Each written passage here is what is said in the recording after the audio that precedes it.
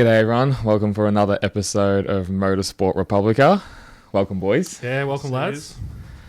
They let us back for another week, eh? We're trying.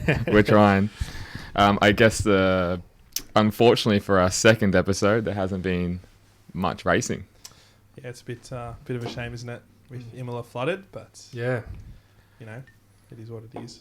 I think it's the first time in a long time that a race has been canned, except obviously for the COVID races. I don't actually remember the last time this has sort of happened. So Was it last year they did one lap in Spa, and then they canned it? Yeah, that was with bad weather, I Bad suppose. weather But as they were well. there. They were there. But The they whole were there, weekend. yeah. They qualified. What about, you'll remember this, Yeah. Indy like 06 or something had 05. tyre problems? 05, yeah, Michelin tyres. What was the go there? Well, they raced all weekend, qualified and practiced and everything, and then Michelin couldn't guarantee that the tyres were going to last the race. So they called all the Michelin runners in on the first lap. Or I think they would obviously been fined heavily. So it only ended up being the two Ferraris, Barrichello, Schumacher, the two Jordans, and I believe the two Minardis, if I stand corrected. But yeah, That's so crazy. probably the one race in 20 years I didn't watch. Really? Yeah. Right. Yeah. It's pretty crazy. Not a true fan. Yeah. Not at all. Jeez. Just a massive Hamilton fan, I heard. Yeah, that's what's going around, isn't it? Oh, right, yeah. Well, interestingly, some news breaking today that Ferrari's apparently going to offer Hamilton a $40 million deal for next year to race for him. No way. Yeah, rumours at the moment. Rumours at the moment. We were just talking about Yeah. this. I don't think it was on the podcast because you hate Hamilton so much, Yeah. and we said, and you love Ferrari. If Yeah. he goes to Ferrari, would you still hate him? And you said yes, and I was like, nah, he's gonna love him. No way. Yeah, no way. No, I reckon he'll change his tune. Yeah, we're like Vettel. Well, time will tell. Time will tell. Well, Vettel was, loved him by the end. But I think Yeah. everyone loved him by the end. Yeah, everyone jumped on his bandwagon, that's for sure. So 40 mil, how many years? Just for 1 year. That's the rumour. That's so fucking crazy. To come in and win a championship. Be nice. He's 38 years old. He's he's not young anymore, so Yeah, still one of the most skilled drivers on the grid, though. You 100%. got to credit where credit's due. if you give him a half okay car, he's always going to be thereabouts. Yeah, absolutely. Mm. So I'm assuming Signs will be gone. You'd think so. But you'd think what's going to happen after that? Maybe a Piastri to Ferrari? Ooh, maybe. It's interesting. That could be an interesting move.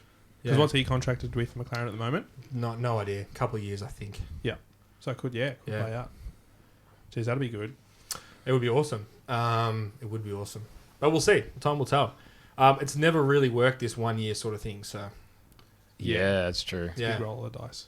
Yeah. But I think Hamilton, all the way through his career, has always said that he wanted to race for Ferrari. So. Oh, really? Yeah. Yeah, I've heard that as well. And who wouldn't, though? I know. It's the biggest team in Formula One. Well, imagine Yeah. if he pulls it off and then wins another title. Like, that would almost cement yourself as one of the greatest. You'd also go one ahead of Schumacher. On a In Ferrari. a Ferrari, so. Yeah, Yeah, that's massive. that's That's huge. definitely GOAT status, I think. It would be interesting to see how he would, because he doesn't seem to be the most popular person on the grid at all times. No, he wouldn't have many friends in the paddock.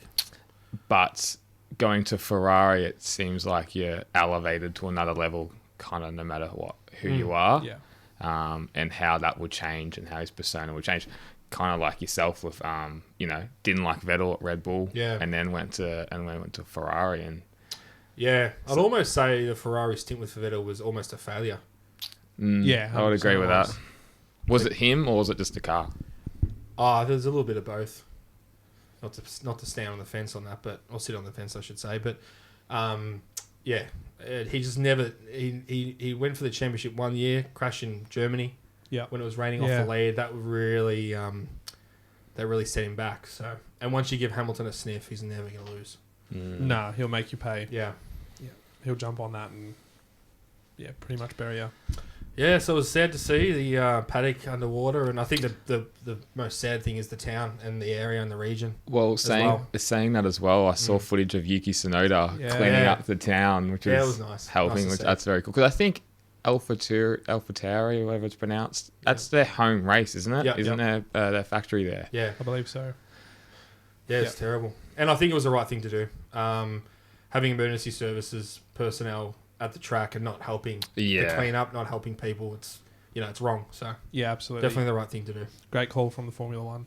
Yeah, but we've got Monaco this weekend, so very That's excited. huge. So I think they'll bounce back and they'll put on a good show. Hopefully the weather's good. Well, a little bit of rain would be nice. Spice it up. Yeah. A little bit interesting. Yeah. So I'm assuming Merck's upgrades will just roll straight into Monaco. Yeah, but then Monaco has a different package. It's a more high aero package. So Yeah. I think that would have really hurt them not racing this weekend. Yep.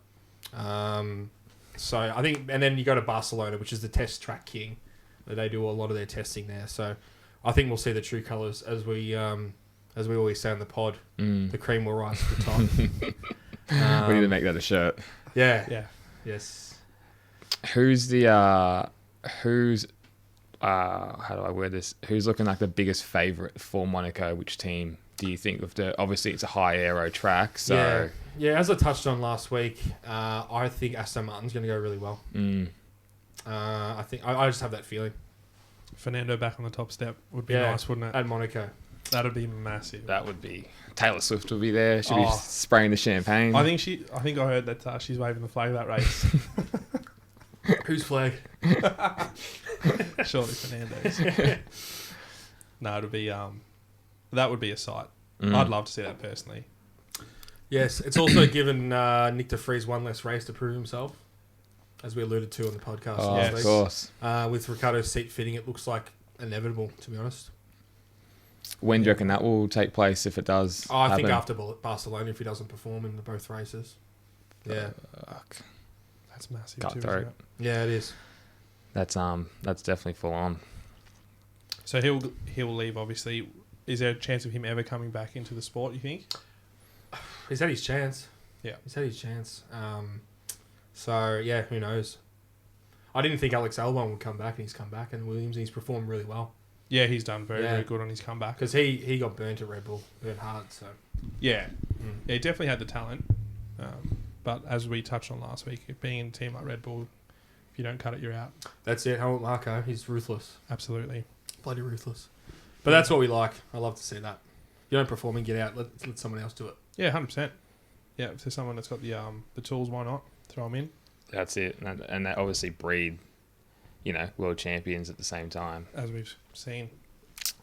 Yeah, those Red Bull boys, if you're not performing, you're out. So this is how it is. Yeah. It's one of those things, isn't it? Such cutthroat I wouldn't sport. say MotoGP is cutthroat as that. They really give them a chance and a shot at it. Would you think? Yeah. There's not a lot of mid-season axings Nah. from memory. Nah, like there was obviously Vinales, but that was a different. Self-inflicted. And he rev bombed that bike and tried to make it blow it up, which is so, Crazy. so nuts. And they're still paying the price for it. Yeah, that engine hasn't recovered. Yeah, nah. Well, you know what? It's kind of the smartest thing he's ever done getting out of that Yamaha. Absolutely. You know, Blessing in disguise. 100%. Yeah. Maybe he just knew something that we didn't. But it's really it. Repsol's pretty cutthroat. If you're not performing in Repsol, they'll get rid of you. But, that's also because they've kind of only made a bike for one person. Yeah. But They're their own worst enemy. Yeah, basically. They've sort of always been like that too. Ducati, like they got rid of Lorenzo pretty quick, and then I think we touched on it last week as well. He could have won a world title, I reckon, on that bike, but He performed so well in the second half of the season. as soon as they let him go, Didn't they change he something won. on the bike there? They changed like the tank, the fuel tank. Yeah. And ever since that, I think it was at Mugello, and he won Mugello exactly. on the Ducati after they axed him. Yeah, Like, what a statement! that's so nuts. And then he won a few more races He did. after that. Yeah. Yeah, that was definitely a different situation. I think they fell out of love too. Yeah. That was the biggest thing. I think it's just hard. There's obviously been success with Australians and some other countries, but they just love the Italians in the Ducati team.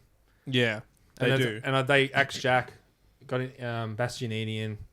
It's like their perfect world. Yeah, it is. It definitely is. They had Petrucci and Dovi there for a while. Yeah. They obviously had Rossi with Nicky Hayden, Melandri with Stoner. Yeah. So they've always had Capirossi.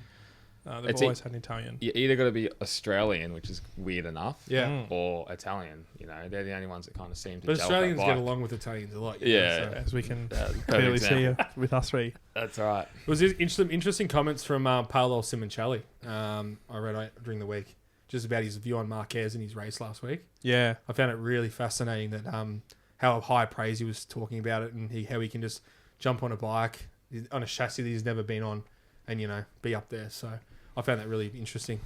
It just speaks volumes of the caliber of rider that Marc Marquez is. Yeah. And as much as it pains me to say it, but he probably still is the best on the grid at the moment. Yeah.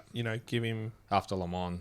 give him any other bike, and he's off to the races. He'll have 30, 40 point lead by now for sure, Right. especially if he's on the Ducati or the KTM or something like that. And he never normally, once he has a good bike, never normally crashes as well. Yeah, Like, that's he's the just other because he's fighting that Repsol, see with Juan Mir as well. He's crashing every weekend, and same with Marquez.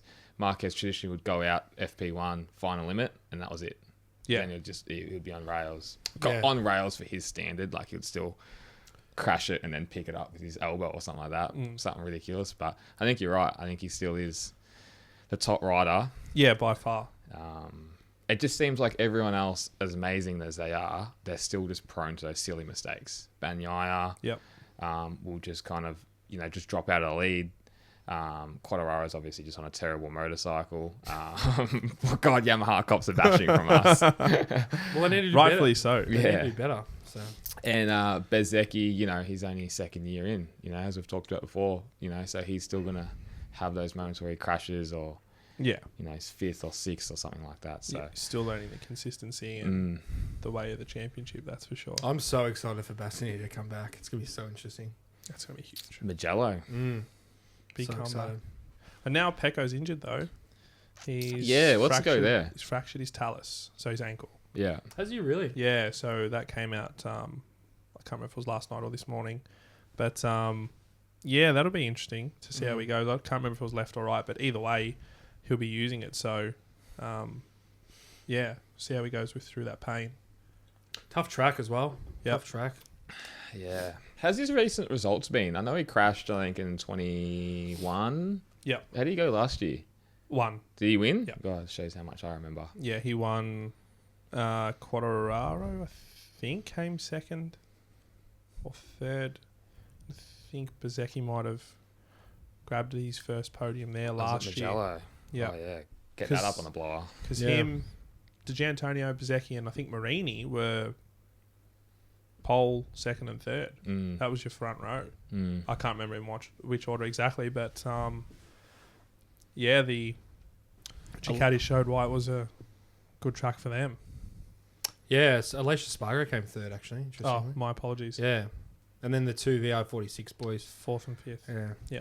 Or fifth and sixth. Yeah, Zarco was up there as well on the Ducati. It was Ducati 1, 4, 5, 6. So, yeah, interesting. Ducati circuit, obviously. Oh, Yeah, that's huge. straight. Really interested to see how the Red Bulls go. The KTMs. Really excited to see them. Yeah. I think they'll go Yeah. really well. There's definitely going to be a few corners through that track where they'll be able to carry a lot more corner speed. Yeah. I wouldn't be surprised if Miller hits a podium, I reckon. At Yeah. Magello. Yeah, I got a good feeling about Yeah. that. I think he'll just start to gel with it now. It's a few races in. And I hope so, but I would not be surprised. I think Martin will carry his good run through. Yeah, it's a good point. I think he'd be one to watch. It's so competitive now. Like, you've got Martin, the two VR46 boys, Yeah. factory Ducati. Like, you can't pick who's going to win, No. especially at Magello. Well, like Bagnaia said during the week, it's too competitive. Yeah. What do you think of that What a statement, ridiculous- That was statement. silly.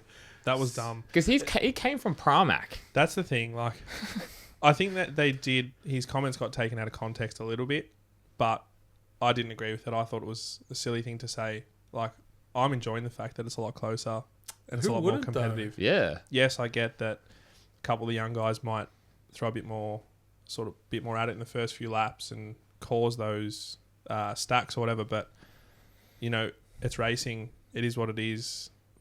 Sort of the pressure of the number one plate might be mounting. He's starting to have a bit of a sook. I don't like it. But, yeah, he's got to remember he came from Pramac. He had a fourth, I think, in Phillip Island. Yeah. He scored his first podium in Misano, I believe, coming back from a broken leg. So, yeah, everyone's got to start somewhere. Yeah. And if anything, you should want that because it's going to promote you quicker to a factory team. Yeah. You understand how the bike works, how it should respond, and what you're looking for to make a bike better. Yeah. So it makes you better as a rider and a developer of a bike. It also makes the team around you a lot better. And you just reap the benefits and rewards from so many different angles. So, yeah, terrible call. Hervé Poncharal how good was bashed him, which was good. Bullshit.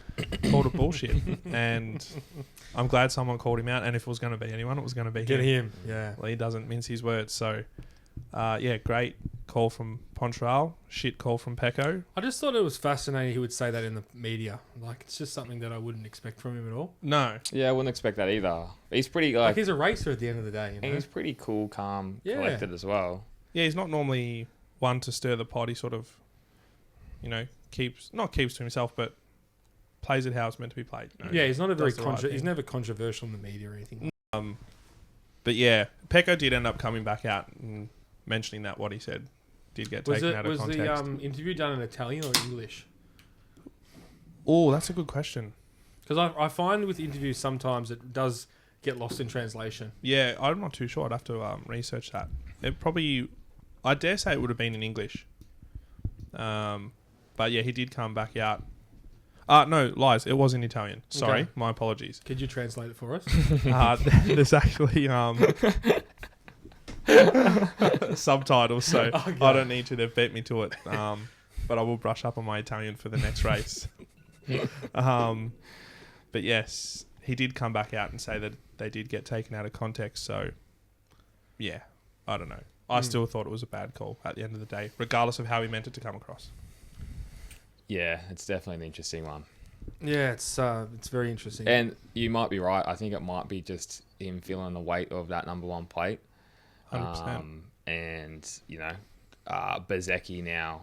And it's probably almost a dig. It could almost just be a dig at Bezecchi and those VR46 boys that aren't, if I'm looking into it too deeply, but that aren't on a factory bike who are challenging him. Where normally, 5 years ago, that Avinti Ducati wouldn't be anywhere near it. So it's definitely interesting. I saw an interesting stat over the weekend. Can you guys guess the 3 riders that have finished the feature race in the points for every feature race this year? Oh, I think I know the answer to this. I think it's the 2 Yamaha boys. Yeah. And Brad Bin and Augusto Fernandez. Yeah. I think that tells you a lot about the caliber of the rider. I know Morbidelli we don't rate, but not to crash. Like, how many times have we seen 3 laps to go, someone's coming 16th and they bin it? And they've got no pressure. They're going to finish 16th. Like, first of all, you have to concentrate the whole time. Second of all, you have to get a good result. So maybe it's something to do with maybe we might give Yamaha a compliment and say there might be a stable motorcycle. Can we just click this so we don't get hate mail? Stable motorcycle, just really slow. Yeah. Backhanded compliment. Yeah. Got to get that V4. I think I'd always rather an unstable bike that's a fast bike, personally. Yeah, 100%. I think that's what everyone wants now. Yeah. And Augusto Fernandez, I think he is just growing into that MotoGP role. And maybe, later down the track this year, he could be fighting a bit more consistently for top 10s or podiums, who knows? Yeah, definitely. Top 6s. Yeah, I think that's a great call, to be honest. And we've seen it with Martin and Bez in their rookie years and Bastianini. Yeah. They reach that midpoint and they start to really hit their straps, understand the bike, understand the team a lot better, and bring home some really good performances. So I hope we do see that, because he was very, very good in the Moto 2, and I like the way he rides, so it'll be nice for him to bring home some good points. Sorry. I can hear the cat meowing. Yeah. Not today, Monty. Not today. Fuck. That's a fucking pisser, man. Yeah. Sorry. Do you boys rate Darren Binder at all? No. Sorry. Not at all. It's just unbelievable. He's had an unbelievable career when you look at it. Moto3 to GP and then not performing at all in Moto2. Would you say he's the wish version of Jack Miller? Yeah. Moto 3 to GP and then back down to Moto 2. It's just interesting. Like, you look at the Superbike boys, you're like, why don't they come over to GP? Like, why doesn't Johnny Ray come over? But you can understand it can actually destroy careers. Yeah, James Toseland did it. Went Yeah. to Tech 3 Yamaha when it was a good bike. Yeah. Couldn't do anything. But Johnny Ray did race for Repsol Honda. Yeah. Got like 5th or 6th. He didn't do too bad at all. Yeah, which is... I think he might have had a couple little races here and there. Yeah, I think he could I be know right. you're a Superbike fan, but for me, like, MotoGP is the pinnacle. Oh, And, by like, far. Superbike is not even close. No, it's not. And you notice So- that with the riders. Yeah. So, prime example, this year at Phillip Island, watching Vierge and Lecuona on the Honda, even though that's not the quickest bike in the Superbike paddock, and guys like Bautista, who have come across Remy Gardner, their style is so much more precise. Yeah. And you notice it when they're on the bike. Like Right. coming into Interesting. Miller, they're hanging off with that leg, trying to balance and hanging it sideways through there and Yeah. through Stoner and that.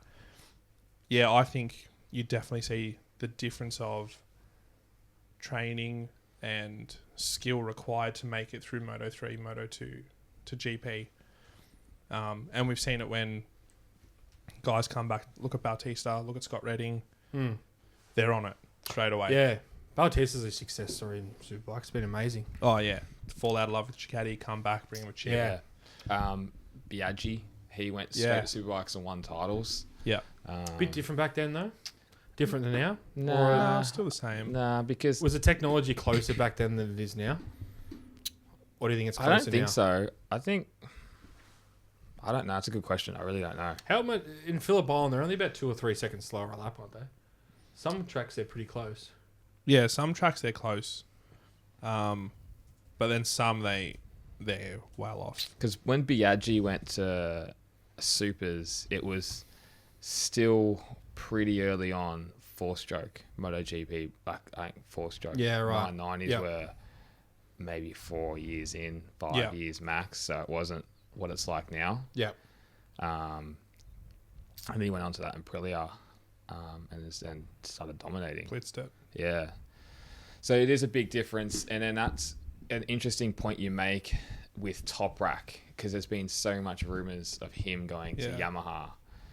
But if I was Top Rack, I don't know if I'd do it. No?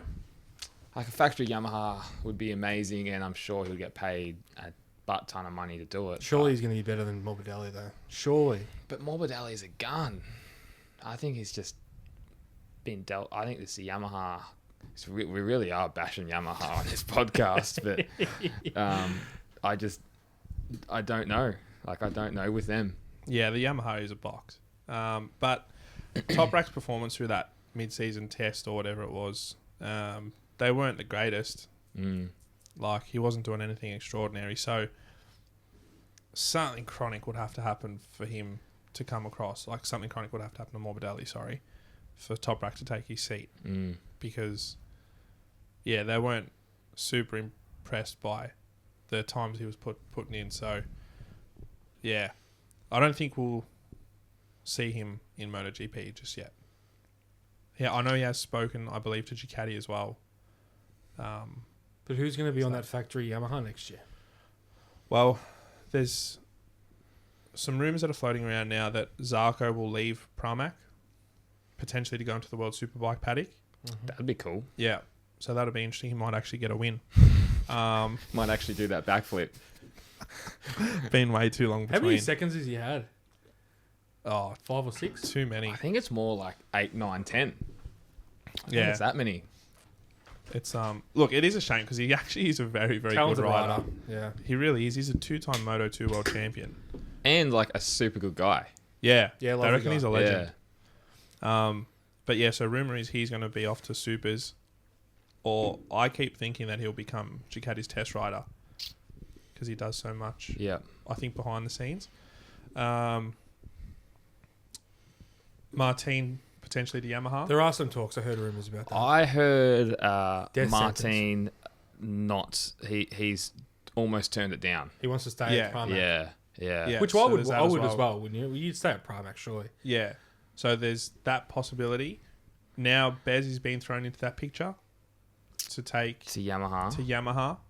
If Martin doesn't want it, I think what will happen is Bez will go to Pramac alongside Martin, and Morbidelli keeps his spot.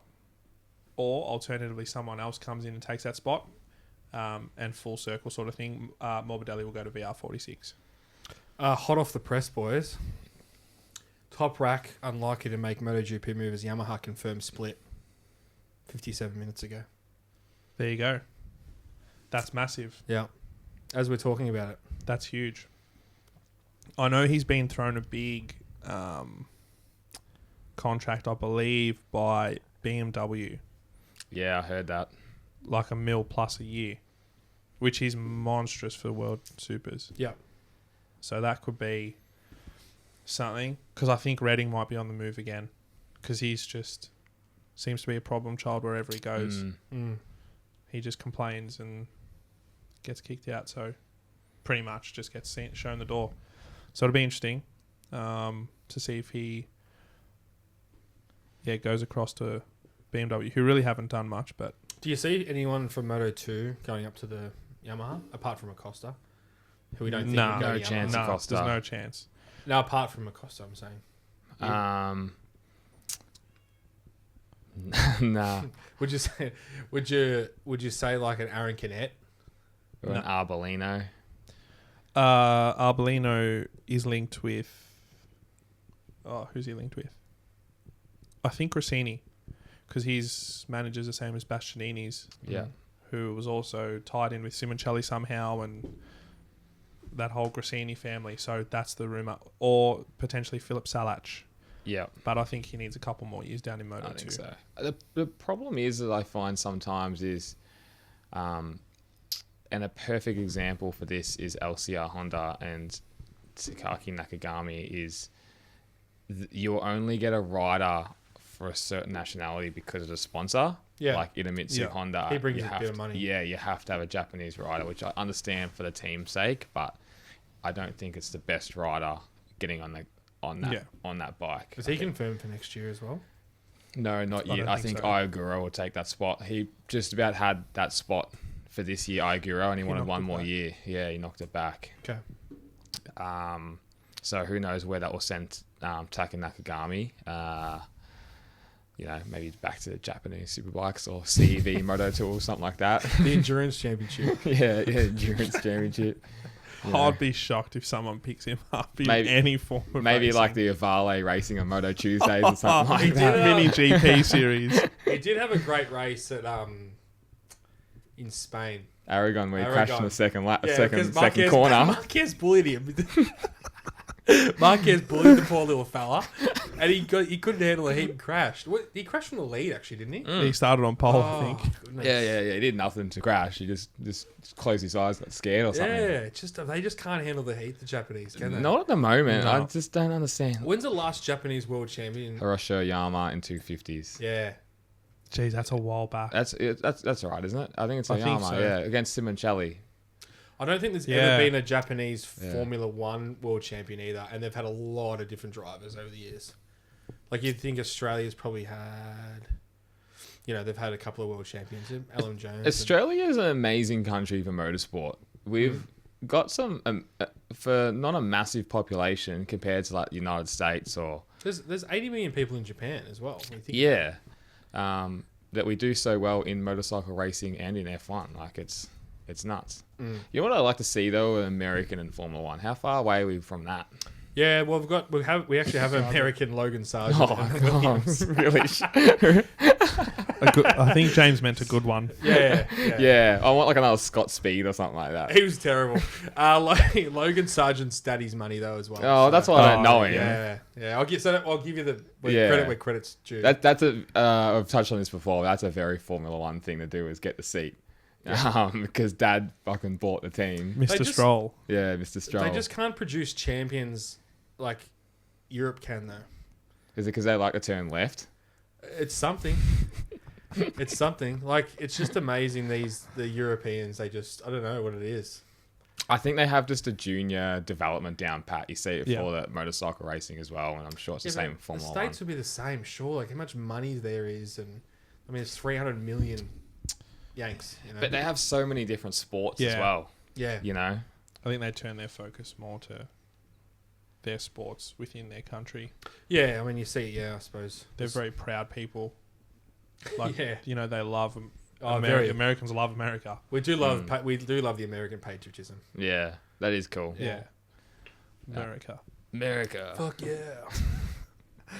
get Team America on the blower. But as we touched on in previous pods, like Supercross, massive over there, big crowds, big TV audience. Not like that here in Australia. So No, not at all. the brothers. Yeah, that's right. The Lawrence boys. I know the Europeans are craving for more Supercross because the MXGP, the motocross over there, is massive. Massive, yeah. And the Europeans are faster, arguably. I've got a lot of hate for this, but they are faster. Caroli, Jeffrey Hurlings wiped the floor for all the Americans a few years ago. Went for one round and went 1 and 2. He only went second on the second moto because he crashed at the start and chased everyone back down again. That's nuts. I have a theory about that. I just reckon it just sounds ridiculous, but in Europe they just got like so many different conditions. No, you're not wrong. They know how to ride. Cold, rain, Yeah. wet. Like the States, they just seem to race when it's like perfectly sunny all the time. It's just fucking hot when they race. But the Euros always know how to ride sand and mud. Yeah. Yeah.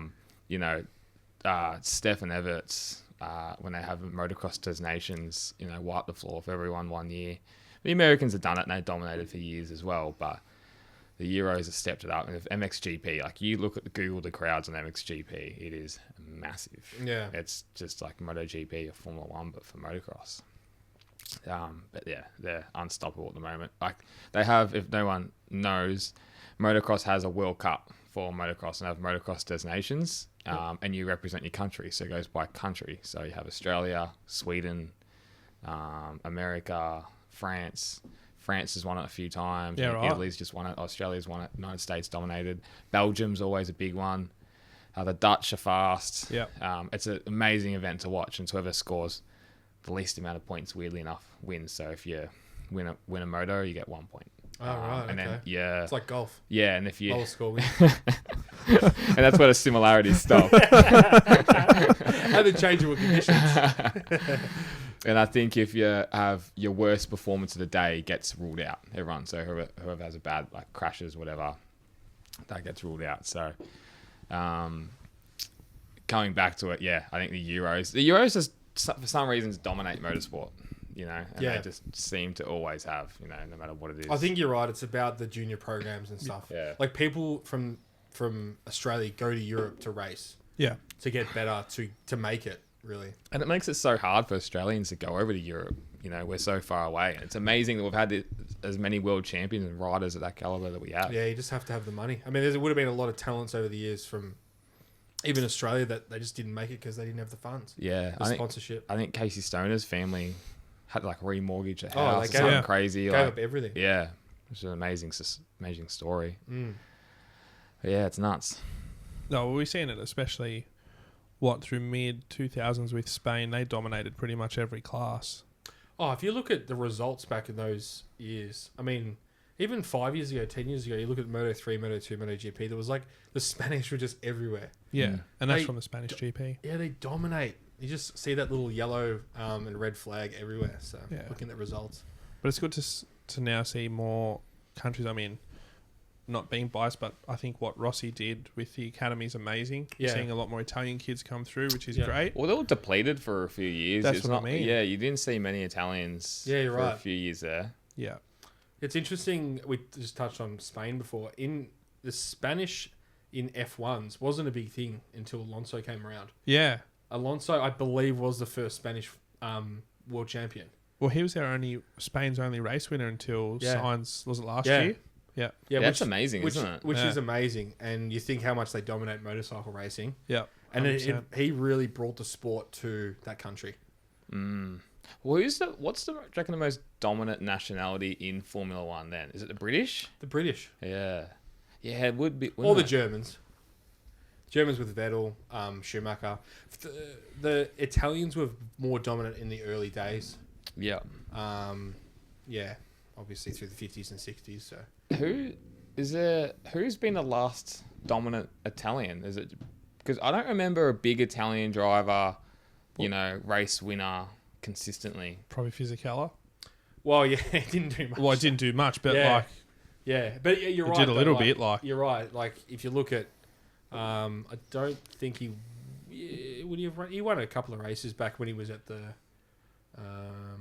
yeah, I because he think- was with Renault, wasn't Yeah, he? Was he with won a Fernando. couple It was Yeah. Alonso's Yeah. teammate. But he came back and nearly won a race in the Force India, and then he went to Ferrari the week after Massa got hit, and we filled in there. So I'd love to see like another big Italian Ferrari driver. That would just almost set the world on fire. It would be I wonder very if cool. they're taking applications. Come on, Dan. Do you reckon you could fit in that little race car? Not a chance. No way. I've just pulled it up here for you, James.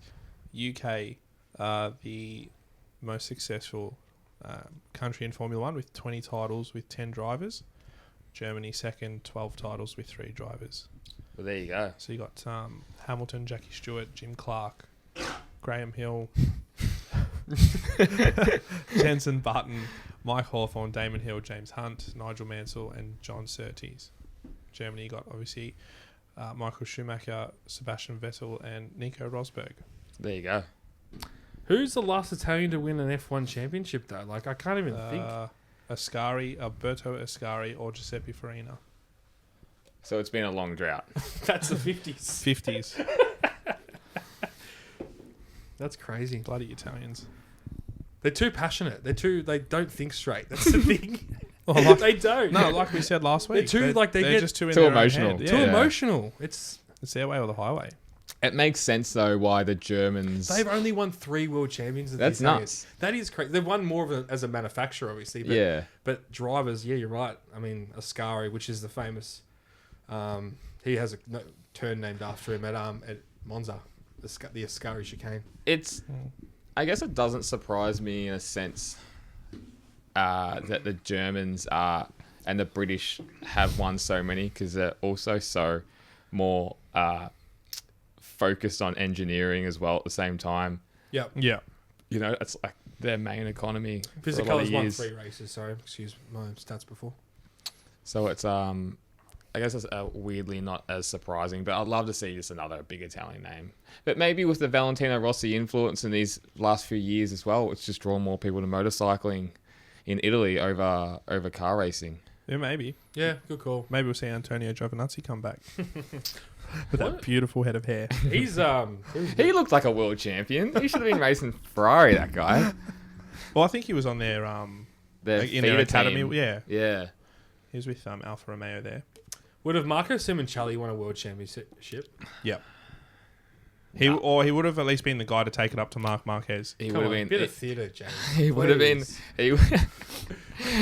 He would have been the guy to take up the Marc Marquez, but I just don't know if he would have actually. I reckon he would Who have. knows? I would have loved to see that. And we'll never know, and that's the problem. Imagine Simoncelli, Rossi, Marquez, all 3 of them going for a win. But Like, Simoncelli and Marquez were so aggressive. Yeah. So them two going at it We would have probably just been would've- fireworks. We probably would have seen a bit more of Pecco and Vinales style punch-ons in the dirt, Yeah. I think.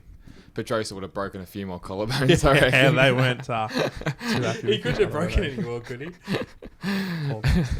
That sucks. I think he's broken a collarbone from Simoncelli and Marquez. I think no way. Simoncelli took out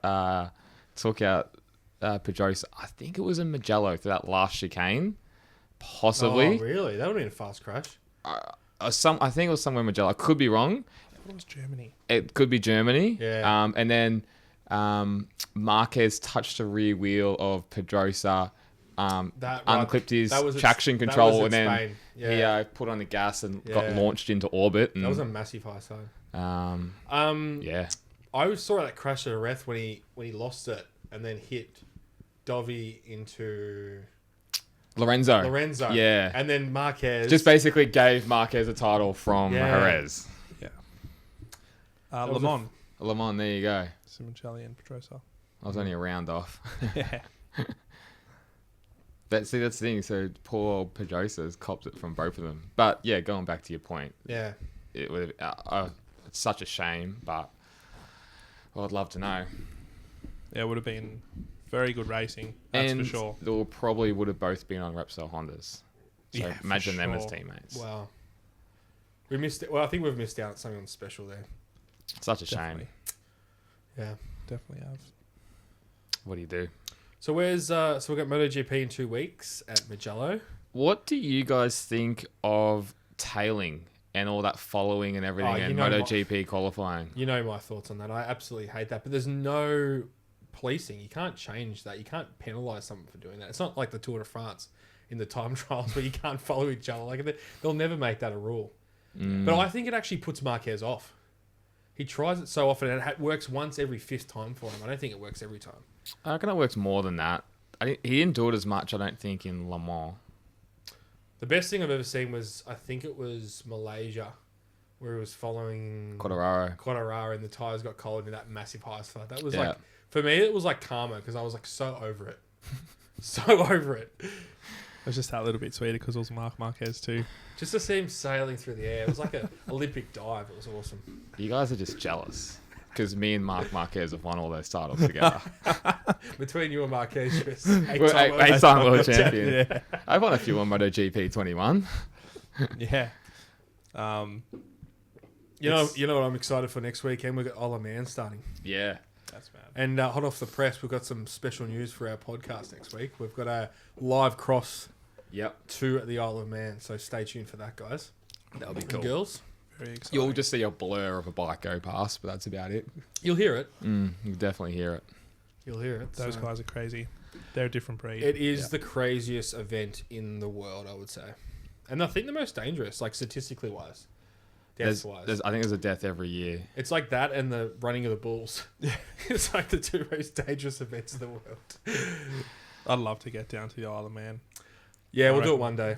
Yeah. We'll do it one day. It's a bucket list item thing to do. Maybe we'll have to set up a special Motorsport Republica podcast at the Isle of Man. Sounds good. Get Guy Martin in. We won't be able to understand him. Look, back to the subtitles. We'll have to get some translations. Oh, mate, wouldn't you ever? He's What a legend. I love Guy Martin. Yeah. He's a beast. He's Yeah. a kooky dude. When he outran the helicopter. Yeah. Yeah, that He's was done nuts. some crazy things. Well, he just rode a rotary bike. Is he racing this weekend? Couldn't tell you. Yeah. No, I don't think he is anymore. I think No, he I might don't be think he is. retired. Or, Yeah. yeah. Just the crazy thing is, though, you wouldn't be surprised because all those guys are like 40 plus years old, you know, and they're only Yeah. fast after doing, 6 years. They say it takes like 5-6 years plus of riding it to actually understand the track, and then Yeah, you never can win in your first 3 Yeah. years. it's Yeah. pretty nuts. There's amazing footage. I think it's of Connor Cummins going over the top of the mountain where he loses a rear, goes off the side of the mountain, just barrel rolls back, and then yeah. hits that stone wall, and then just flies off that, and then I think he broke like his leg. It's just amazing that places. people die every day in motorcycle accidents, and he has died. He didn't die there. Like he's Yeah. gonna be the luckiest motherfucker going around, isn't he? 100%. It's so nuts. I could never do that. I watched that crash today, actually. Oh, really? Yeah, he lost the rear end. It was a, Yeah. a strange crash. It was a strange crash. Yeah, You'd but it's a think strange event, and it's strange. He's on tarmac going 280 k's around the corner. Like I know, just no room for runoff. it's just funny. You watch footage and they're going down. They're like you got a letterbox. Yeah. You got a stone hedge. Yeah, down like Bray Hill. Yeah. And then what's even crazier, they like pad the light poles like it's gonna do anything. Like you're hitting that at 250 k's an hour. Padding ain't Yeah. doing shit. It might It's come like off. jumping into water from like 100 meters. It's gonna be like glass. So He'll be struggling.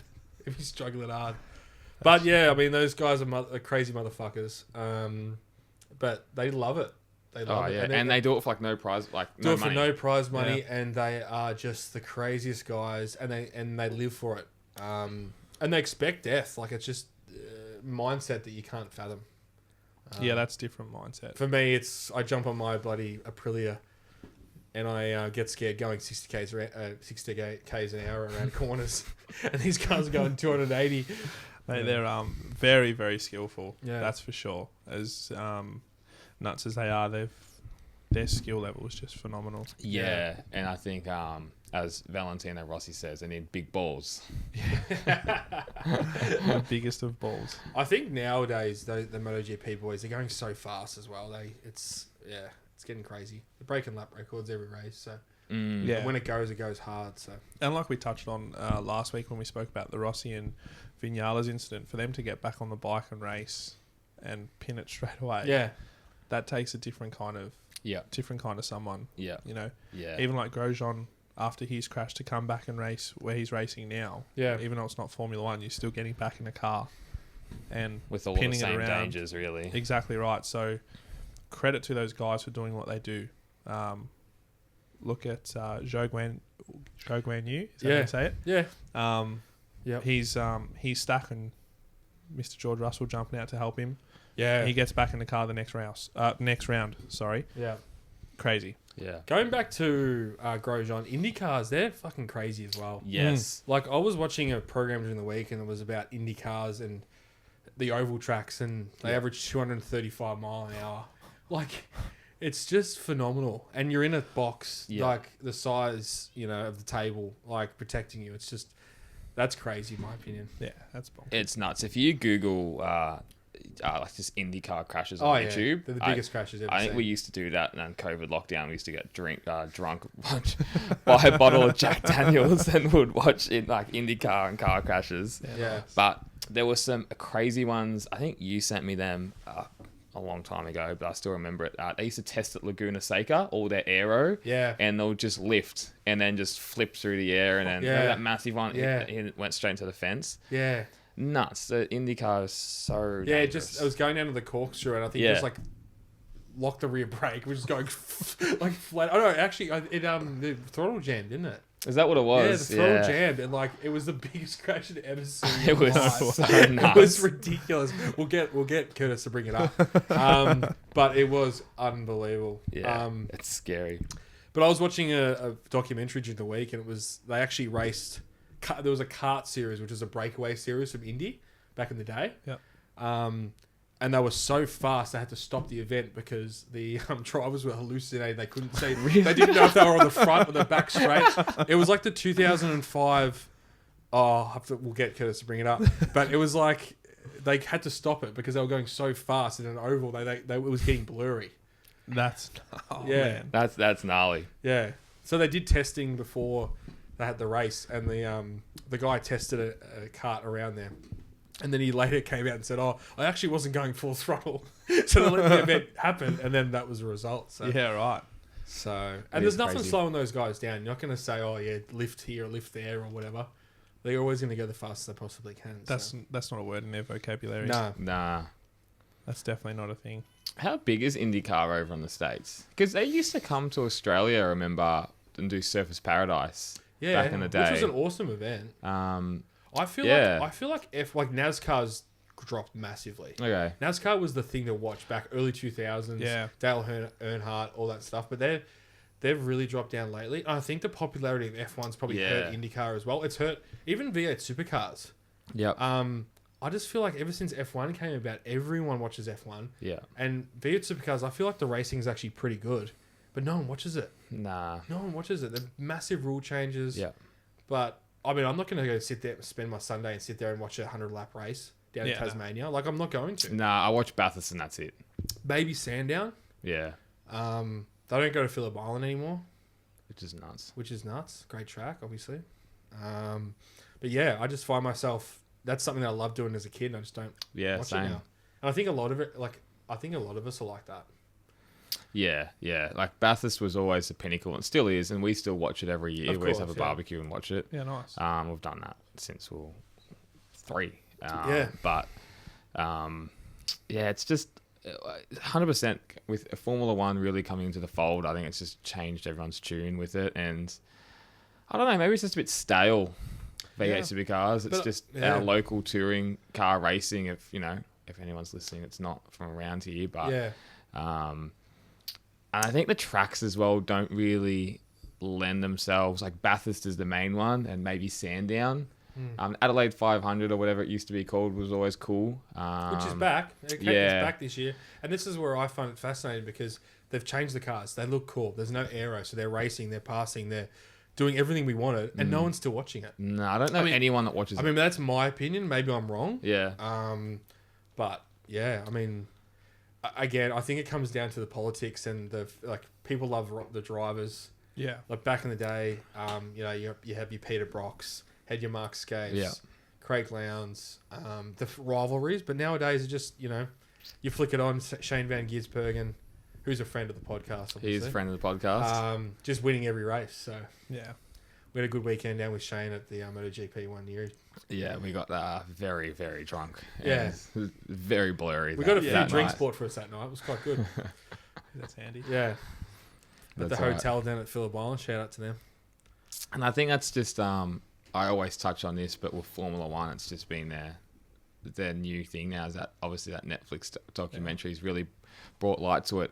And I think it was Christian Horner defended Hamilton about Drive to Survive, that basically said it was the Kardashians on wheels. Yeah. So it's interesting to see how the drivers are coping with all the camera crews around every weekend, and this is something where it's like, we're over it. I don't want to do it anymore. I just want to focus more on racing, because realistically, the drivers are just race car drivers. They're not reality stars. Yeah, that's right. But what's fascinating about that is Verstappen refused to do season 3 and 4, I believe, and then he got so popular that he had to cave and came back for season 4 and 5. So Yeah. Because he hated the way he was portrayed with him and the Ricciardo, them being teammates. Yeah. And they made out it was a massive rivalry, but they were actually quite good mates. So he said, "No, I'm not getting involved in this anymore." And then I understand that. 100%. That's fair. Yeah. I personally couldn't deal with that. Cameras being on me all the time, like trying to spin shit and all that. Like you said, I'd be more worried about focusing on the racing. Yeah. Like I don't know how they even like get interviewed just before they jump on a bike or go in a car. I know. It's like nuts. that would annoy me. Yeah. I'd be so nervous I couldn't even talk. It is amazing though when you go back to watching like the 90s, early 2000s F1. They were so serious before the race. No one could even talk to the drivers, and now you see them. Bloody. You see them. Sorry, I can't. Sorry, my cat's making a ruckus at the door and he's putting us off. So anyway, sorry. Just to reiterate. So when you got Mel grabbing the cat, She's coming. I saw you texting and I fucking can't handle. Sorry. Like I know, and like I look at sport now, and I'm not a huge fan of say the people talking to the AFL footy players at halftime. I hate that. I hate it so much. But going back to your point with Formula One, it used to be so serious. I do like how it opened up, and then Daniel Ricciardo just looks dead serious into the camera and go, Netflix is a pack of cunts. Oh, that's the best. And they played it. That's so good. Yeah, it is. And that's very un-Formula One like. I do. It's such a hard. It's almost like a double-edged sword, because you want to know everything that's going on in the inside, but then you don't want it to ruin the sport at the same time. Some things are good as a mystery as well. And I think I love that about MotoGP, because we don't know what the riders are thinking or doing. Nah. So when something's happening, like Aleix Spargo celebrates with a lap to go, like what is he doing? No one knows, and then he realizes like it wouldn't happen. It wouldn't happen if there was team radio. Yeah. So That's true. But I think it is for the best of Formula One. I love how it is at the moment, and how massive it is. It's almost like the biggest sport in the world at the moment. Yeah, I would Formula say One. it's like, and it actually is a mixture of a reality TV show on wheels, like going from week to week. Christian Horner said it was what do you say? F1 is more of a soap opera. Yeah. On wheels than anything. But it like the people who are mad about F1 still watch F1. I just don't think anything's changed. I reckon they all acted like that for the past 40 years. It's just now it's documented. Yeah. You just gotta get more insight into it. Yeah. You used to see Toto or whatever carrying on like a pork chop anyway. It's just now there's cameras shoved in his face. Yeah, that's right. You just see more of it. Like you said, it is a double-edged sword. I like the fact that you can see some of the stuff and also get to know drivers a bit better, or team boss and that, who you might think, oh, what a flog, and then you sort of change and go, oh, wait, like You know, they're actually not as bad as what I originally thought, but I reckon it's actually extended, like especially Drive to Survive. It's either extended or got drivers different contracts and stuff. yeah, Because people like these guys are marketing, like they're marketing well. Ricardo. Ricardo massively. He wouldn't be at Red Bull now if it wasn't for Drive to Survive. No way. no. He would have been spat out of McLaren. He'd be driving NASCAR. You Might know? see him in a V8 supercar. Wow, it would be cool. That's just another thing V8 Supercar did. They needed like wild card entries. Like that was one of the. They used to do that. Remember they used to have those OG F1 drivers in Yeah. that race at Service Paradise? Yeah. And it was... there's something lacking there, and I'm not going to watch it. That's not a bad idea. I mean, Australian Superbikes do it at the end of the year. Jack Miller, for the last Yeah. 2 years, has come Yeah, across at and the raced. bend. Yeah. And last year, he brought a couple other boys, Marcel Schroeder. Marcel Schroeder, Yeah. and I think someone else came as well. So he's brought a couple people across. And it's so interesting because we were actually talking about going to that. Like, let's go Yeah. for a weekend. Like, if he wasn't there, no way he would go. No. There's only one reason to go to South Australia, and that's for the red wine. And Jack Miller, that's about it. Yeah. Penfolds, if you're listening, send us a bottle. Yeah, all that'd be right. nice. I'm actually trying to get down there for the last race of the season for ASBK this year. I think Okay. we're all going to have to go now. Yeah. Oh, especially if Jack Miller's going to be there. Oh, absolutely. Yeah. That'll be interesting though, because what would he ride? Because Well- KDM don't do a road bike. But what? Great question. So he had a Ducati, but it was a Cat sponsored one, wasn't it? Yeah. Yeah, so I know they do a lot of... I've seen the boys test on... Not him, but I think it must have been KDM riders test on R1s. Oh, okay. Branded key badge, R1s. yeah. So you're saying yeah. that KDM do not make a 1000cc Not a sport bike? not a super sport bike. Nah. They make the 1290 Super Duke. Yeah. Surely that's a missing market of them. Well, they had the RC8, which was 1190. The biggest missing market is mid-range sports bikes. 800cc sports bikes. Yeah. Well, there's what- an R9 coming out. Yeah. Because, that's a nice amount of power, I find. Yeah, it's not like, crazy. Like 1,000, 1,100, And you've got to be a good rider to ride those things. Or just really, really stupid. And I feel like a guy of my size riding a 600, it's not big enough. Well, they used to have the Daytona 765 or 675. Yeah. But it is, and like the 600s are kind of going away. So that mid fucking engine size, whatever you want to call it, Yeah. 800cc bike is, I think, what everyone wants. And as you said, the R9's coming along, which Yeah. every So- man and their dog's going to buy. Okay. So Yamaha R9. Yeah. Yeah, but Keep- I keep an reckon eye out. he'll be a D-badged, maybe, if he's going to race at a D-badged R1 or That'd be cool. something like that. Yeah. Yeah, Who knows? He might still have the Ducati. maybe. Because it's not like he's benefiting any... there's no technological advantage for him being on that bike. Yeah. So... but it'll be cool to see him go back, if he does, again this year. They should launch a bike at that event or something with him riding it. That would that'd be be cool. very cool. Jack Miller, just send us a message, please, on what you're racing with Yeah, this year. And What your plans are. yeah. We won't share it. Just keep it. We'll keep it on the DL. Yeah. But no, they reckon it's an amazing track. And they do run a track day straight after the ASBK round. So Yeah. That'd be cool. looking forward to that. You gonna do that as well? Providing my bike's rebuilt, yes. So are you riding to South Australia, or are you putting the bike on a No, trailer? if I have the track bike ready, I'll take it. Yeah. I'll drive up and Also, trailer you're it on a up. track bike. Yeah. But if I don't, and if we all go up and we want to ride, or he does a lot of things, doesn't he? Let's fucking go. He does a lot. He's Yeah. the man. God, I want a list of your hobbies. I'll have a bloody be like a shopping list. how long have we got left? I don't know. They really got 1 terabyte. mate. Yeah, I know. I'm not very good at most of them, to be honest. Ladies, he's a busy man, though. Mm. But he'll find time Yes. for you. Yeah. If you like red wine and long walks on the beach, I am your man. Oh, that's so funny. Greasy Italians with gold chains and chest hair.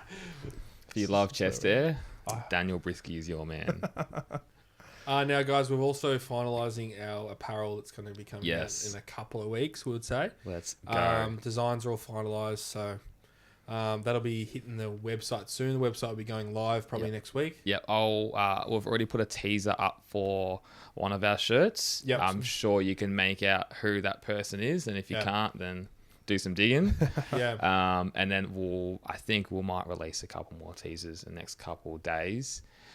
We have really just made stuff that we would like to wear ourselves. Yeah, that's actually where this podcast really began. It Yeah. came from we just wanted MotoGP and Formula One apparel to wear at the local pub or hanging out with your buddies. There's nothing really out there. Like, you can wear team apparel and stuff, but you know, not everyone does I'm not wearing a Ducati polo to like the cricketer's arms and Hoddle Street. No, I'm definitely not going to do that. You know what I would be chance. wearing there though? I'd be wearing one of these. Oh, that's shit ass Tom. Yeah, You know what's better than beating Richmond by 100 points? Beating them by 1. All right? That's shit. Couple of Richmond supporters here. Sorry, I had to hide That's that. if anyone doesn't know, Essendon's won their first game over Richmond in like 10 years, and in that we've won 3 premierships and they haven't even won a final. So we'll give it up to this little fella for winning a little game. But as I guess we'll all, Daniel steals off me, the cream always rises to the top, and Richmond will be better than We'll you probably again. both miss the finals. Yeah. And the cream will be Collingwood. Oh, don't say that. Oh, what's going to happen, I think. Don't say that. But yes, the apparel is coming out. So that's actually how this all started. And then, funny enough, talking about the football, Dan and I went to the Richmond-Melbourne game, got super drunk, and Dan was like, let's start a podcast. And I was like, let's do it, Motorsport Republica. And now here we are. Yeah. But yeah, the apparel is for just your everyday type of scenario, pub, just going out, hanging out with your mates, whatever it is. And it's a good way to rep your own, you know, your favorite driver or rider, and, you know, not wearing a $200 jumper or with sponsors all over. $100 polo or something like that. So it's going to be cool. So watch your space, and we'll keep putting out a few more teasers. Very exciting. Yeah, which is cool. Very, very exciting. Anything else to touch on, boys? Tips for Monaco, gentlemen? Fernando Alonso winning marginally over Max Verstappen. Max Verstappen having a slight mishap in the pits. Oh, I like it. I'll look like a hero next week if that happens. Oh, mate. Clip that. Yeah, clip that, Curtis. You legend. I reckon Alonso as well. Oh, come on. But That's still my cream. Shut up. Rises to the top. But I reckon Verstappen's going to hit the wall. And I reckon he's going to have his first DNF. Wow. In qualifying or in the race. And then Perez to get seconds. And I reckon like a Hamilton to get third. There's no way Mercedes is going to finish in the top 3. Just shut down my arm. Just shut me down. I reckon typical Charles fashion, he won't finish his home race. Yeah. Red Bull for a mechanical. Okay. On one of their drivers. I'm not sure who. As I say, repping Red Bull. Fernando second. Other Red Bull driver with no mechanical first. Interesting. The weather looks shithouse. It is raining every single day. And you know what that means? It probably will be fucking sunny. 70% chance of rain on Friday for practice, 70% chance of rain on Saturday for the race, and then 60% chance of rain on Sunday for the race. Well, didn't we say that for Le Mans for the first 2 days and didn't rain at all? Yeah, true. True, yeah, 100%. So there is some rain around in Europe at the moment. Yeah, I know. I was almost going to bring the scuba mask. I think that would be pretty offensive. No, it's not offensive if I do it. That's true. Apologies to all my cousins down in Italy. No, all seriousness, it's bloody terrible. No, hopefully everyone's doing all right. And as we touched on earlier, great call from the F1, and it was great to see. Yeah, and the $1 million donation was nice as well. Yeah. Nice touch. Very classy. Wouldn't have really, wouldn't have put a dent in their pocket, but I think it's a nice touch. Because they would have lost millions and millions of dollars not to have the race there. So For sure. Yeah. I did very well. Alrighty. All right, I thanks, guess boys. we'll wrap up here. Well, we'll Cheers, see you next Wednesday night. Done. Beautiful. Thanks, guys. See you then. Cheers, guys.